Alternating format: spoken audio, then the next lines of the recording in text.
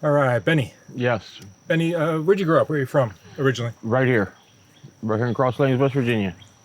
And tell me about your childhood growing up. You had mom and dad? Yeah, my mom and dad until 5 days ago. I lost my mother. Oh, I'm sorry. I had five brothers and sisters. I've lost them all. I'm the only one left. How'd you lose all your siblings? The violence and drugs.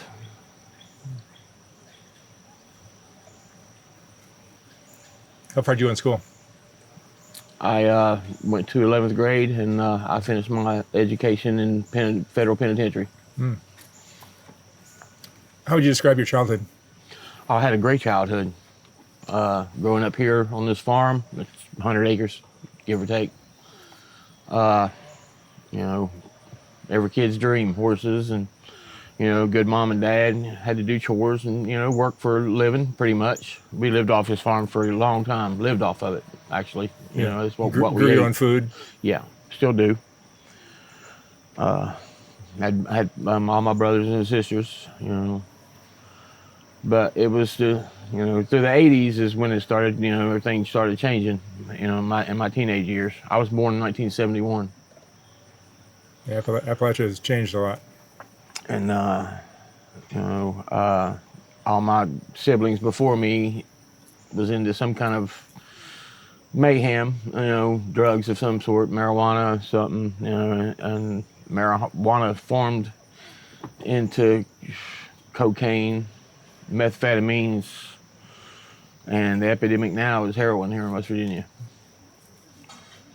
And a little bit of all of it's taken some part of my family, my brothers and my sisters. Were they all addictions or Yeah. overdoses? Well, my oldest brother, James, he was an alcoholic, and he killed a man. Took his life with a 12-gauge shotgun. And he took it to trial and everything, and me and my other brothers were, we were into things that we weren't supposed to be into. We ended up robbing the police, their evidence locker, and they tied it into that murder, saying we're trying to steal the evidence to get him off and stuff. They hit nationwide, and it made us out to be some kind of gangsters. My little brother pulled some time for that, and but they're still not happy with us in Putnam County here in West Virginia. So that brother he was convicted of murder? No, my youngest brother got murdered. Oh, I see. I see. Some kid hit him in the back of the head with a ball bat. Over $300. I had to pull the plug on my little brother. Life support wasn't going to do it. So that was one thing I done. That was hard. That was a crackdemic. Epidemic just swept through here. So I ended up becoming a crack dealer, traveling back and forth to New York. I went to prison in New York. Spent about 14 months on Rikers Island.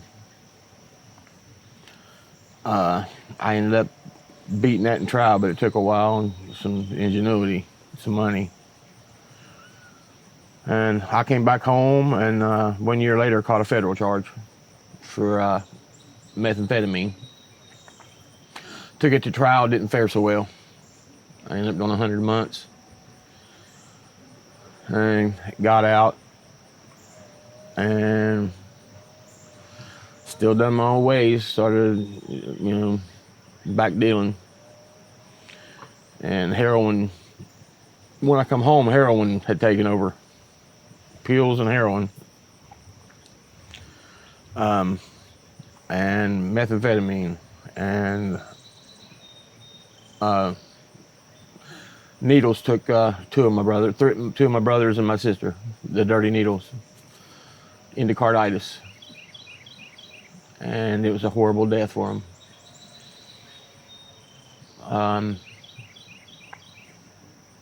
I never touched a needle or an opiate until 3 years ago. I'm a heroin addict now.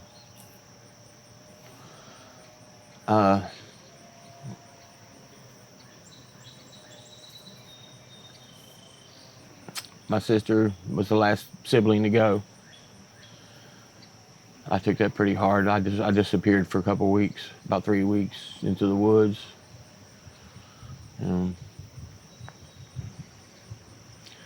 I've OD'd several times, 4 or 5 times. A couple of times by me doing it on purpose, a couple of times not. You know, lost my leg. That brings sadness upon me, misery, pain. You know, but I keep on living. You know, my mom wanted me to outlive her. I outlived her. You know, it was hard watching my mom lose all of her kids and getting older, and every time that something happens, you know. But I keep returning home here. I moved out of this holler several times. Always find myself right back here. You grew up in this house? In all these houses.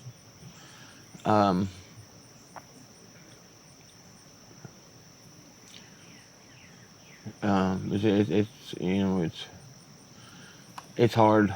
I had diabetes. I beat diabetes, and the day I found out I beat diabetes, I get hit by a truck. And that's where you lost your leg? Yeah. Not from diabetes, which many people lose their legs from. Yeah. But from the train. No, it wasn't. I had type 2, and I lost a lot of weight. I done it the wrong way, but I ended up in a coma doing it, using methamphetamine. Don't do that. Yeah, I lost 165 pounds in 90 days. Wow. But don't do as I do. Do you have kids of your own? Yeah. I got a girl that's 12 years old. She don't live here. She lives with her mother. I've got joint custody, but she's better off with her mother. Her mother's a good woman. But this holler's been like a safe haven for, you know, people that has nowhere to go. They come here and they can work for my dad or whatever. My mom and them would feed them, take care of, you know. Some were good people, some were bad people, you know. But people come and go here, you know. When I was young, you know, me and my brothers, we raised hell. You know, we like to fight and drink. You know, if we couldn't find somebody to fight, we'd fight ourselves. Simple as that. And that's kind of what put the no on the holler as far as outsiders coming in. You know, you don't want to go there. You know, they're meaner than snakes, or, you know, mostly the mothers tell their children it's haunted, stay out of there. But, you know, it's just a place like any other. But, you know, it's gained its notoriety over the years, you know. What do you make of this region, the future of it? You know, because it used to be a really wholesome, wonderful place to live, and then it turned into the drugs just changed it. If the drugs and stuff don't disappear, everybody here's going to disappear. You know, the old timers are dying out, and, you know, the baby boomers, which is me, are killing themselves with drugs. Yeah. You know, drugs, murder, mayhem was all I lived for back in the day. You know, I always dreamed of being a musician, and I was one for a while. And moving to California, but I ended up in a hospital, and when I broke my back, and I couldn't stand to do a whole set. So I went back to my old roots, slinging dope. Gotta live. Government don't give me enough to live on, that's for sure. And so, you know, it pretty much took, you know, me as a kid breaking my back, you know, kind of took a lot of my dreams away. So I just done what seemed like I was born to do, was do drugs and sell drugs. But it, you know, it's not the thing to do. I look back on it now and wish I'd never picked it up or done it, but it just seems like I was fated into that. It's interesting that you had what you describe as a nice childhood. Yeah. Good, My mom and dad were good, parents. wholesome, clean folks. Never touched a drug. But And yet you and your siblings all kind of took the same road. Yeah, you know, like I say, but you know, my sisters, my brothers, they was all smoking herb, and you know, back in the '80s, and once you touch one, keep going. I mean, that's the truth of it. You know, I never, you know, listen to this as an integrated drug to other drugs. It is. Pot? Yeah, I mean, it is. It's a gateway. It's a gateway. You know, once you get high here, you want to get high to something else. I mean, that's the way it was for me. Well, I can't speak for everybody. It seems it's everyone draws a line as to where. You know, some people stronger. You know, you got to be stronger in the drug you're doing, I'd say. But other than that, everyone draws a line as to where they won't what they won't cross over, and right. If you do pot, then that. But I believe a lot of people can draw that line and keep on the other side of it, and a lot of people can't. I mean, hell, the proof's the proof. Everybody, you know, everywhere you go, somebody's on some heavy drugs. It's just everywhere. Yeah. And where they start at, where they gonna tell you? Not usually you start out smoking some weed. You know, I don't know anybody that just started using heroin, just out, you know. First, you know, but I'm sure there's somebody out there. But what's your biggest regret? Is doing drugs. Yeah. You know, because I'm not a dummy. You know what I mean? I could have done many things or been anything I wanted to be, but I made my choices, and this is where I ended up being. Right here, disabled, and you know, it's not my fault, but you know, there's a reason for everything. God has a plan for everything. You know, maybe I'm being punished for the things I've done and got away with over the years. You know, what kind of emotions do you go through? You know, I go through a lot of depression, sadness. You know, I did some things in my life I won't talk about, but you know, that I wish I wouldn't have done. It gives me nightmares. You know, this gives me nightmares. You know, it never did knock me out. You know, I watched the truck run completely over me several times. You know, flopping underneath the truck, me and my bike. You know, I watched my leg get tore from me. Yeah, this was done from searching for heroin at 6:59 a.m. on a Thursday morning, when normal people are sleeping or going to work. You know, I just regret the drugs coming into my family's life, period, because it's tore a big, wonderful family into me. I'm all that's left of my immediate family out of 6 of us. You know, one way or the other, the alcohol or the drugs has taken all my siblings away. You know, it's not fun always looking over your shoulder for the police to be looking for you. You know, even if they ain't looking for you, if they see me, they're gonna check me just because of who I am. That's not a way to live. It's not a way to live at all.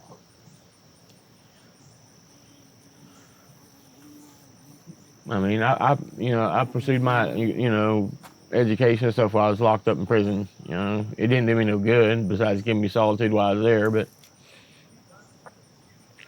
I could have done something with it when I got out 12 years ago, but it's just the draw is too great. The money's too great. The action is part of the problem that there isn't a whole lot of things to do for people here in this part of West Virginia. No, there's nothing to do besides gamble. That's all you guys road, and that's all there is to do is gamble. If you gamble, gambler's home got no money. Gambler's money got no home.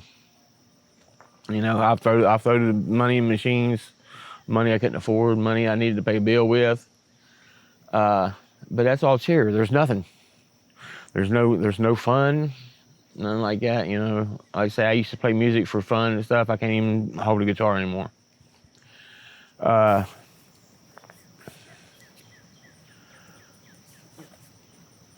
You know, so you know, a lot of people, you know, from my era, you know, baby boomer, you know, everyone I know gets high. Every single person, and I know hundreds of people.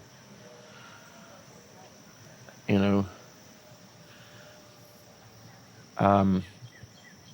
I pray my daughter will change things for my, you know.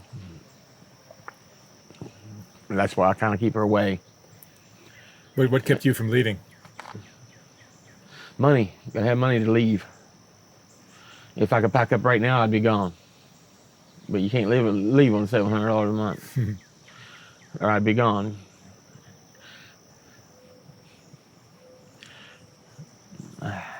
You know, it just depression. It eats me away, and it makes me want to get high. You know, I've sought help a few times. You know, but I always end up going back. You know, addiction of any kind is something it's hard to beat. You know, but I always, you know, when I do leave, I end up coming back. I moved to Myrtle Beach once and came back. Loved it there.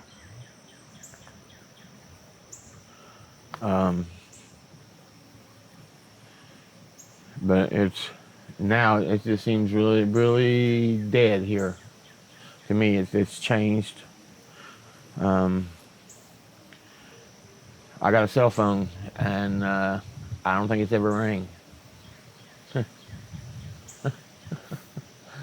All my brothers and sisters are gone. Those were my best friends, and my mom. You know, my youngest brother was given a second chance. You know, they repaired his heart, and he didn't stop. And 4 weeks later, he was gone. So that goes to show you that, you know, anybody, especially me, that, you know, if I don't stop, I'm going to be gone. Which most of the time I don't care. You know, I'm ready to go anyway. It just seems like to me, I can't find anything to live for. I mean, my daughter's there, but what good is an addict to a small child? How old are you now? I just turned 50 3 days ago.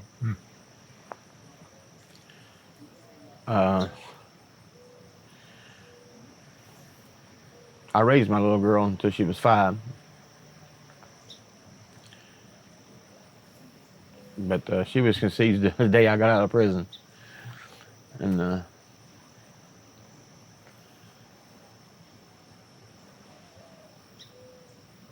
you know, it's been hard on my mom, my dad. You know, my dad, you know, he's grieving right now. It ain't really hit me. My mom's gone. It will. I don't know what'll happen then. But it just seems like I'm out of tears. That's what it seems like. You've been through a lot. What would you say is the most important thing you've learned in your life?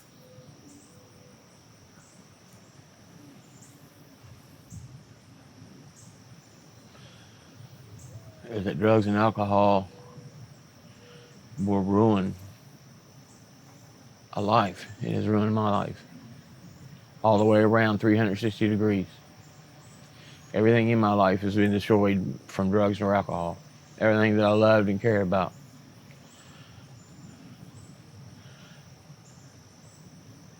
And that's the worst regret I have, is the drugs and alcohol coming into my life, into my family's life. I mean, of all the bad things I've done, I regret the drug use. I mean, it was all fun and games and stuff while we was all still here doing it, but when we all started disappearing, things started to change. Now this is just a shadow of what it used to be. I can close my eyes and see my brothers, my sisters walking up down the road and playing with one another. You know, even as adults, you know, sitting here hearing them. You don't hear nothing now. You don't hear nothing now. But you know, from a teenager to 50 years old, I've done nothing but ruin my life with drugs. Never was an alcoholic, but I've done a lot of drugs. You know,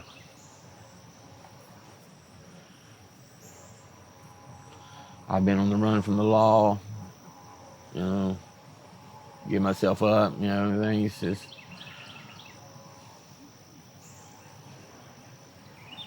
been caught several times, you know, paid my dues. But now it just seems like there's nothing left besides just to sit and fade away. That's the way I feel. You know, I mean, you know, you gotta give me a brain and choices and to make, but it seems like I made all the wrong ones. You know, because it's hard. You know, when you're sitting out here and there's nothing much to do, and somebody, hey, let's go do this and this and that. Let's go, bro. You know what I mean?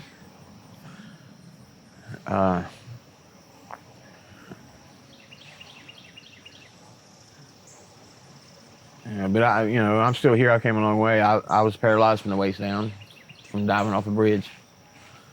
I hit the water wrong and it hyperextended me and crushed my spine. Had it reconstructed. Had kidney failure. Died from that. In the hospital about 4 months on that. But yeah, I walk out and I crawl out of the hospital 9 days later with this.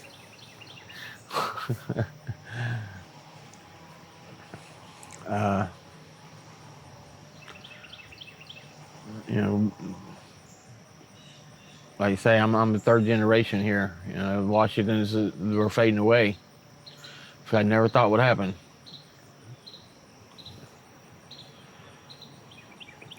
I've got a few nieces and nephews, but if they don't change and get on the right path, it's going to be the same thing.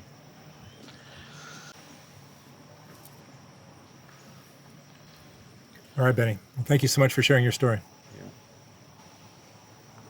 I wish you the best of luck. And if you show us to somebody, maybe they'll change it. Maybe they'll stop what they're doing. It's just not going to waste it. The drugs don't work out. In the end, this is what you'll be if you keep it up. Or if you're lucky, you'll end up dirt over top of you instead of living it like this. But I've got 5 brothers and sisters right there in the graveyard. Remind me every day. It's just, wow. And this is rural West Virginia. You know what I mean? Middle of nowhere. Yeah, I mean, you think it's crazy here. I can imagine what it's like in Los Angeles or somewhere. Well, I think it's crazier here. Could be. I think it is.